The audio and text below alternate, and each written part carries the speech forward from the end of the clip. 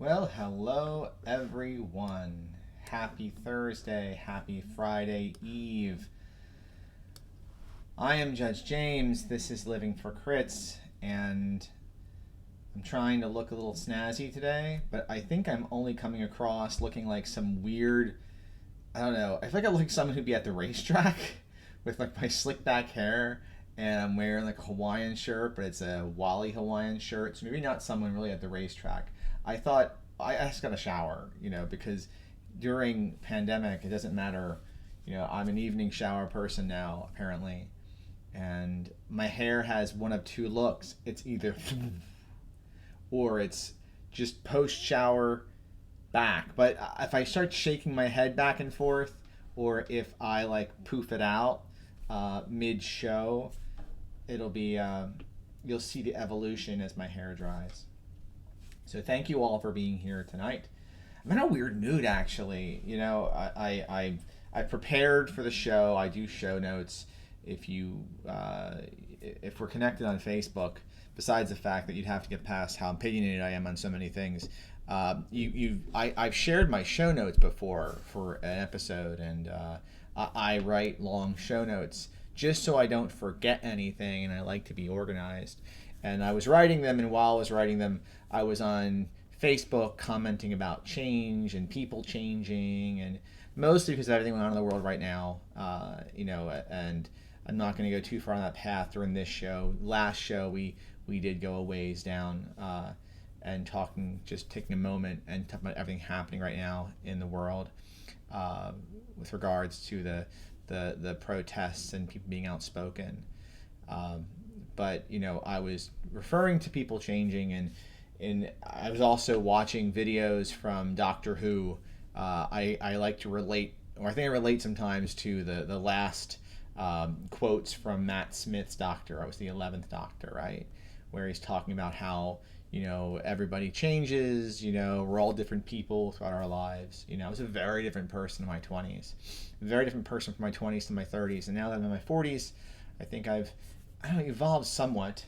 I know in the last couple weeks I've been trying to generate some positivity a bit, and besides trying to be more visible online and available to my friends for more gaming and whatnot, I've been reading some of the old materials that I used to game with back during happier days, possibly. Like my favorite gaming days are still like from 2014 to 2016. I think because I was playing a lot of games at the time. I was playing Savage Worlds. I was playing Basic Fantasy RPG. I was playing Adventures in the Eastmark. I was playing Dungeon Crawl Classics. I was playing so many games, and I was also playing a lot of Numenera. And those who have followed me the longest know that Living for Crits started because of this game. Now, tonight's episode is not about Numenera, but I've been thinking a lot about Numenera because this is literally the game that got me out of my gaming shell. This is the game that got me to Gen Con. This is the game that, for the first time, this is the game that, pushed me to writing for gaming, even if it's just blogging. That was the game that started it all for me, So, actually, I'll talk about at the end of the episode here, because next week I'm going to be doing one of these for a Numenera product. I'm trying to get some more Numenera on my schedule and some more Cypher System in general. Even behind me, you see this art. This fan art was one of my characters for Numenera, done for me by my friend Jeremy Land. Well, Jeremy had the art commissioned for me, but I don't know, I've been thinking a lot about stuff that makes me happy and uplifts me, and those were some great gaming times. I don't know if I miss blogging. That was a lot of work, but I do miss that period of time. My kids were younger, they talked back less. That was nice. We weren't gaming as much with me though. They gamed quite a bit with me, but it's not as much as I would have liked. So anyway, Evie's not here for these Thursday night shows, so I have a chance to talk a bit about stuff. Let's see. Greg says, I started following you in 2017.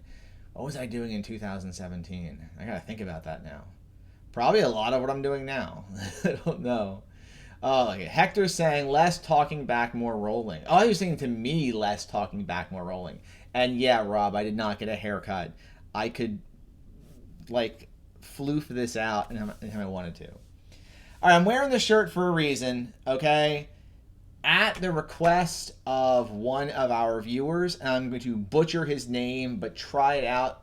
Vicente Halike. I hope I pronounced it correctly. I probably didn't. I was asked to do something with Mutant Crawl Classics, and tonight, and you know, it's almost a shame I haven't done anything MCC related, given that I'm a co-host on Glowburn with Mark Plord right now, but I hadn't, and I feel a little bit ashamed of that. So we're going to talk about an adventure that I absolutely adore. I thought I'd start off any Mutant Crawl Classics conversations with Children of the Fallen Sun by Stephen Newton. And this is just a marvelous adventure, and it's a ton of stuff. It was kickstarted a couple years ago, you know, and it's a small digest size that I love for travel.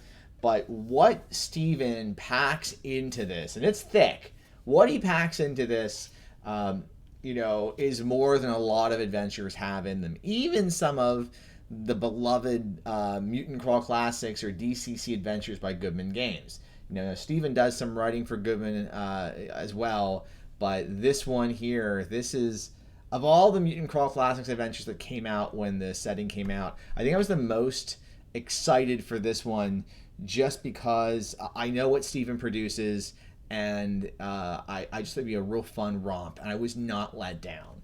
So we're going to talk about this adventure tonight. My rules, in case you don't know or you're firing off suggestions at me, is for me to review something on Thursday night, whether it's rules, or it's gaming material, or it's an adventure, or it's a product of some sort, is I have to own it, I have to have read it, and I have to have run it or used it at the table. I will never review something that I don't have any experience seeing how it plays out. I'm open to suggestions, but if it is not in this glorious shelf area, I really didn't clean up, did I? The dog's toys on the floor, so lamb chops on the floor, and Cooper's marble stuff is out. I have a light out too, so we're slipping in this pandemic. But those are the rules. But throw me suggestions. But if it's not over there, I'm not going to review it. So let's get started. Children of the Fallen Sun is a first level adventure for Mutant Crawl Classics. It's by Stephen Newton, additional writing by Daniel J. Bishop. The cover art, which is absolutely rad. You got your rust men and your blue men, and you know, Hera up here, and the ship. It's just really cool.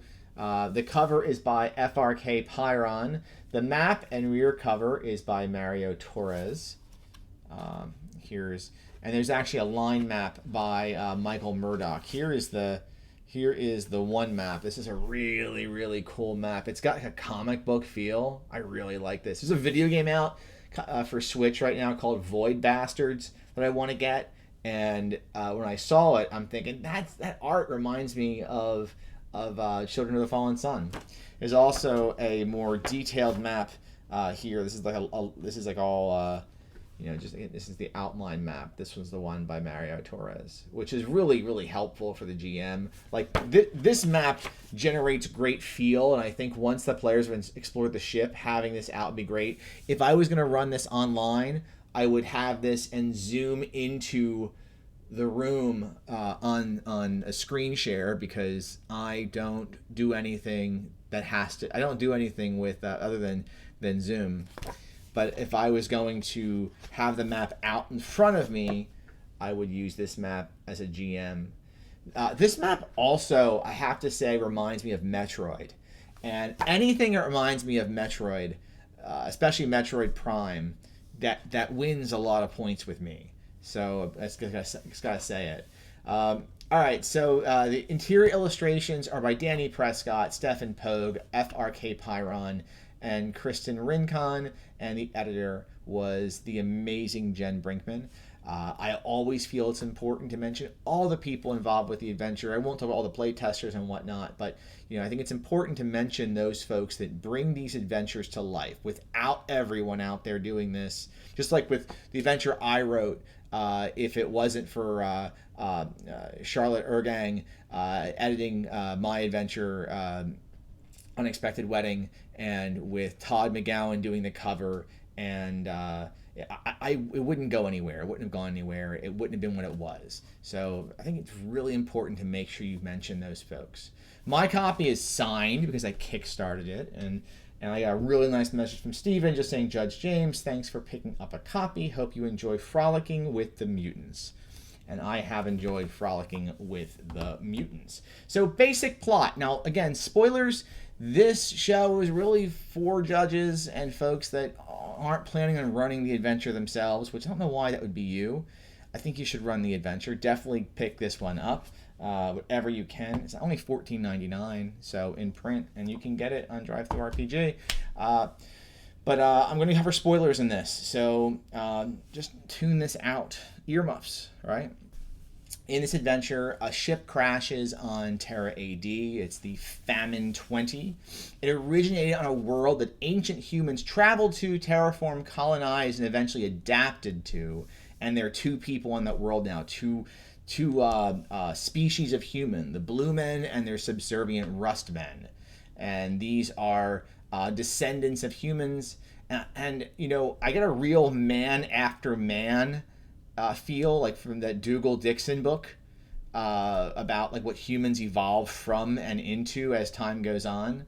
That was I don't know if that truly inspired the adventure or not, but I got a feeling of that.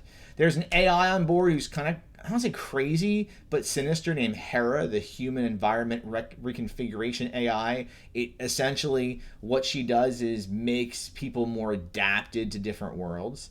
And the ship crashes, and the players have to deal with this crashed vessel and the denizens and AI on board. You can set this adventure up anywhere in your MCC campaign. It can be part of the players see this crashed ship from their village in the distance. Maybe the players don't see it, and their shaman or their chief of their village tells them to go off and explore what's going on.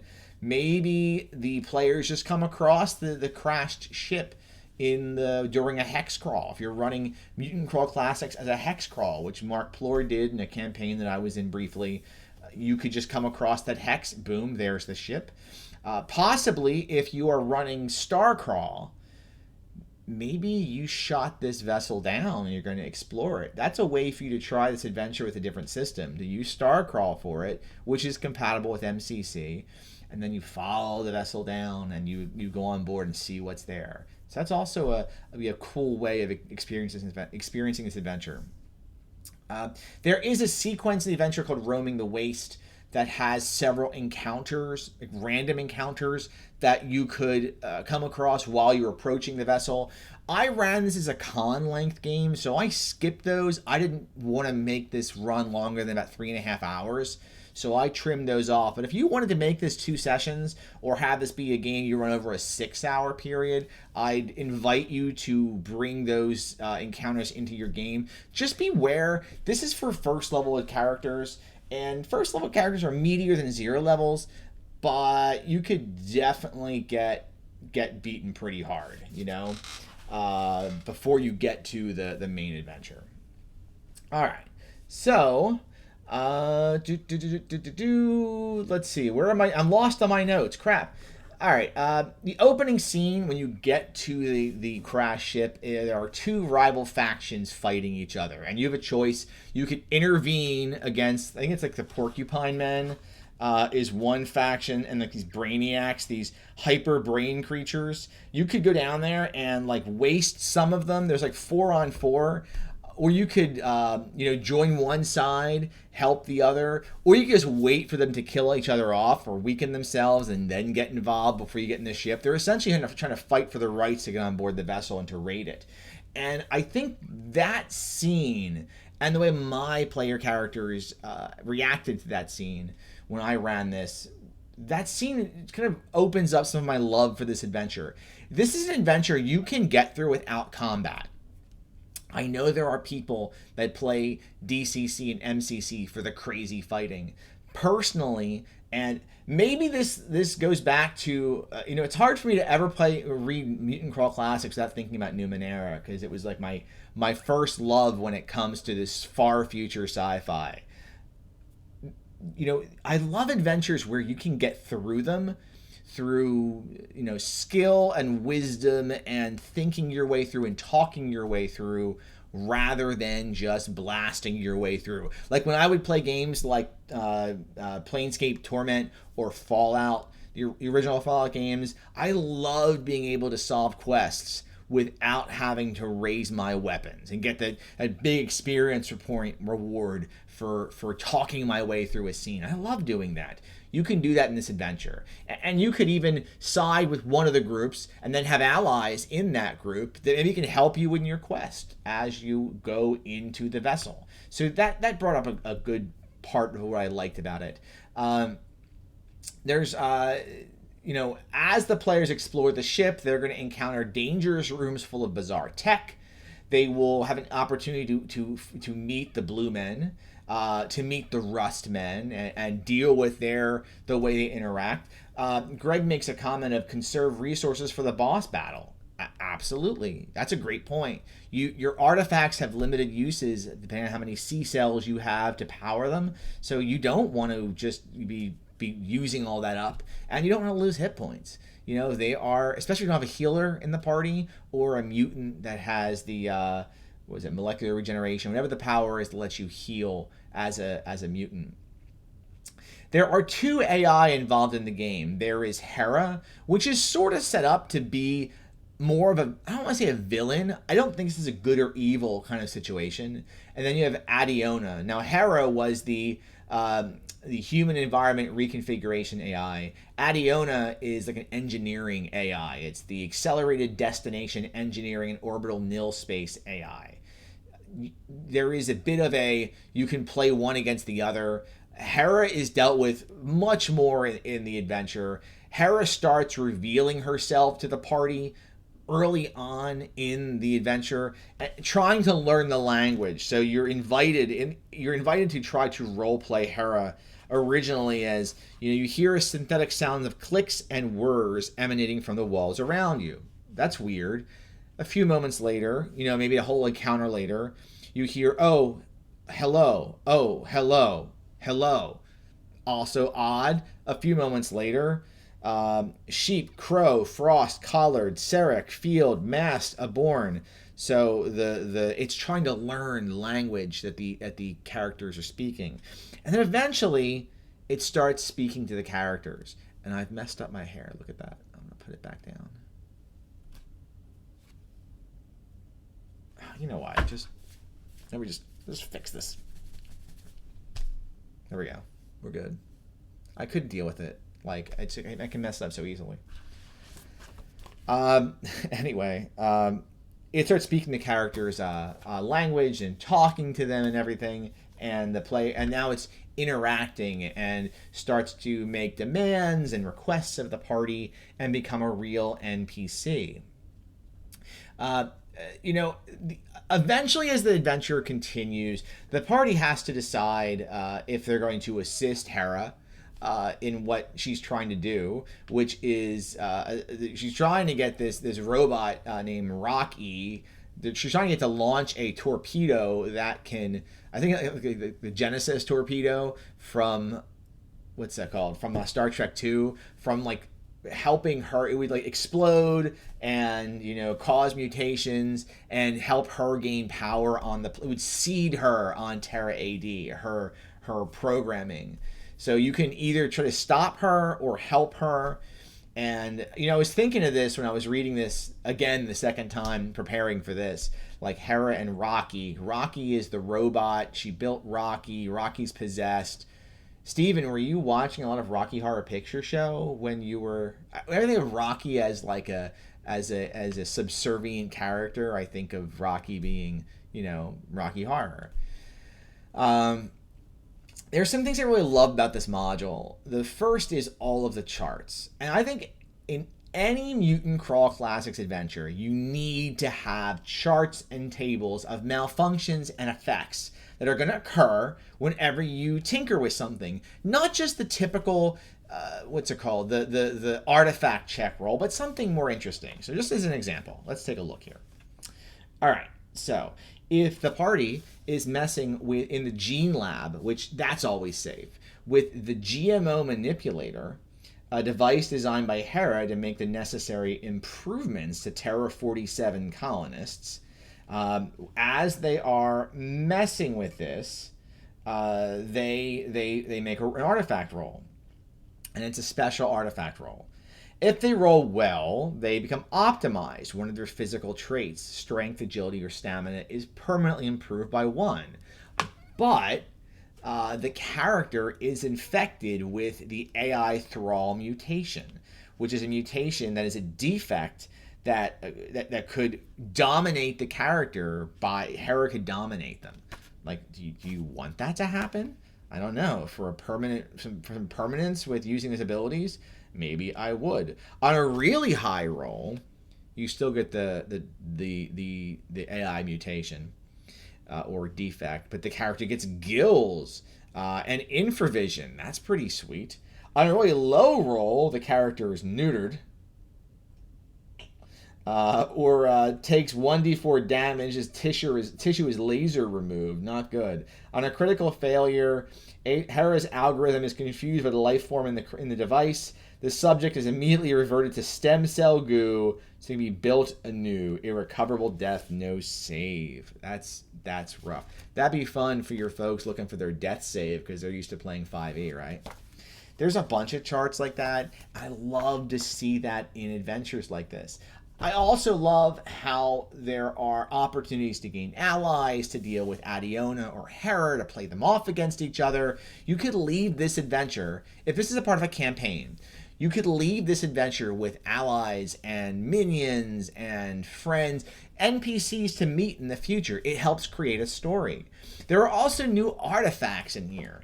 And so it's, the adventure, this is a 60-page module.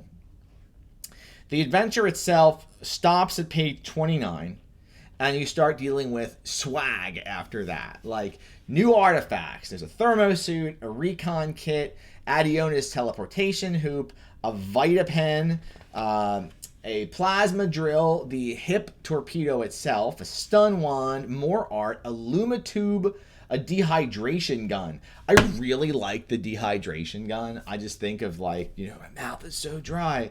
When you use this device, you can essentially cause dehydration damage, and shamans get a bonus when using the artifact. And since I used to play a shaman, I think much of them. Here's the art here of a wolf manimal dehydrating someone.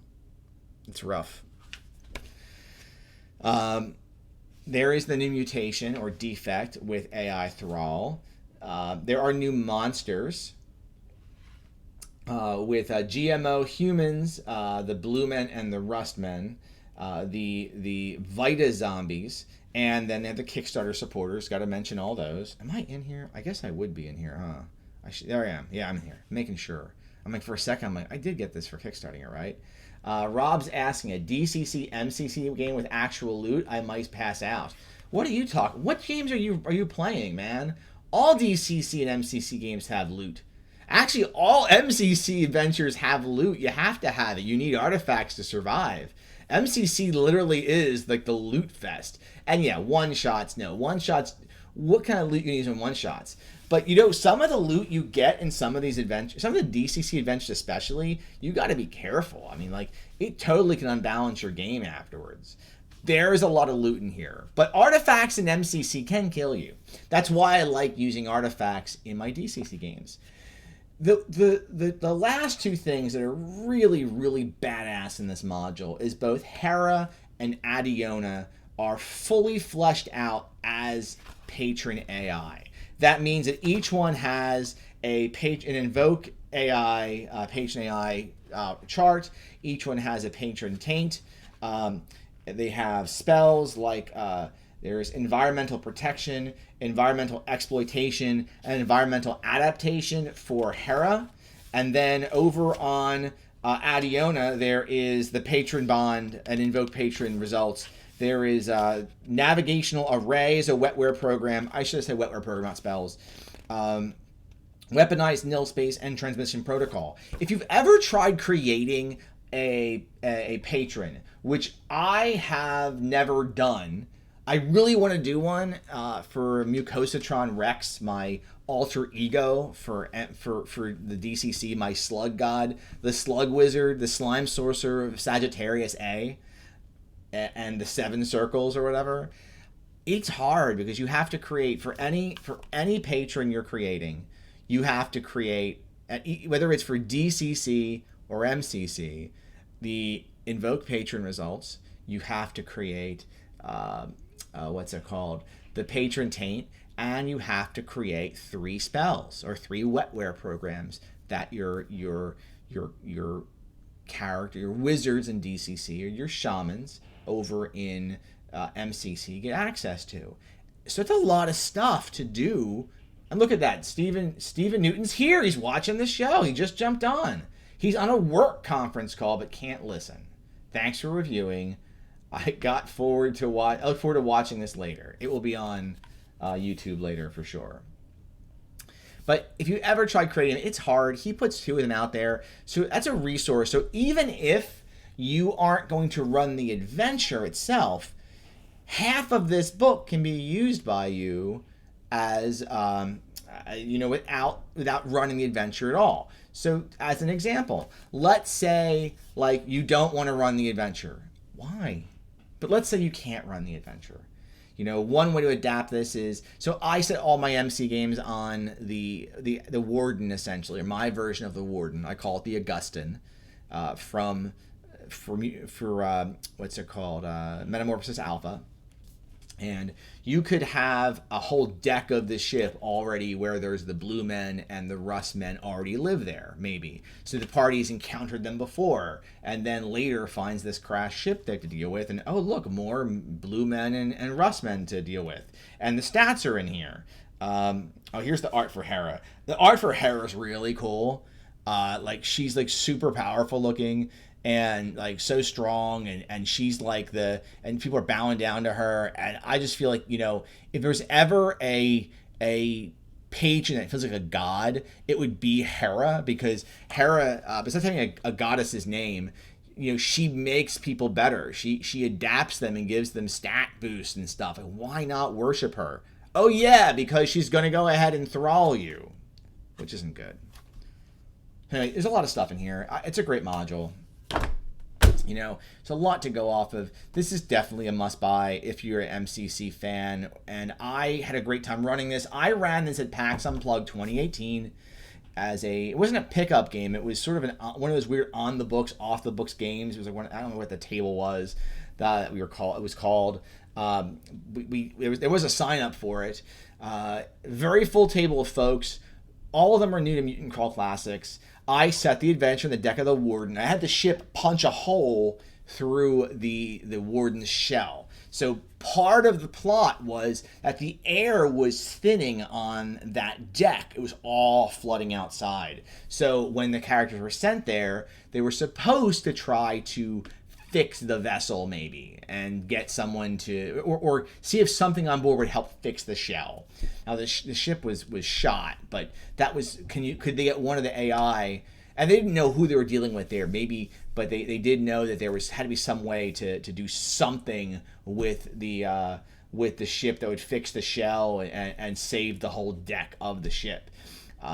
We ran it in one session. Like I said, I abbreviated the beginning and started the players right at the front of the ship, which is not hard to do. They got through it in about 3.5 hours. I was a little nervous in the end because my party, if I remember correctly, they weren't taking a very violent stance with this. They were not bashing everything through. There was a lot of role playing. They freed Adiona, and they were trying to play off her and Hera. It's just a really good time. But you could run it at any length you want. So that is my pitch there. Definitely an easy A+ adventure for Mutant Crawl Classics. And you could run it for Dungeon Crawl Classics. Just introduce the artifacts and you could play with it that way. You could do it as a combination game. So there you go. That is my spin. Okay, so I've been talking Numenera. I'm going to shift things up a little bit next week. And next week, I'm going to do a review on something that is not DCC or MCC, but something you could use for DCC or MCC, since I'm using it for Shadow of the Demon Lord this weekend. And I'll be talking about Jade, Colossus, Ruins of the Prior Worlds by Bruce Cordell. This is a Numenera product. All right, so this is one of those products that I love because you can use it across different systems. It's a ton of charts, just a lot of detail in there, a lot of fun randomness. Essentially, as you're exploring a ruin, you can roll what's in each room as you go. There's adventures in here as well. I've never run the adventures out of here, but I will, after this weekend, have used this and one of the adventures in here to help create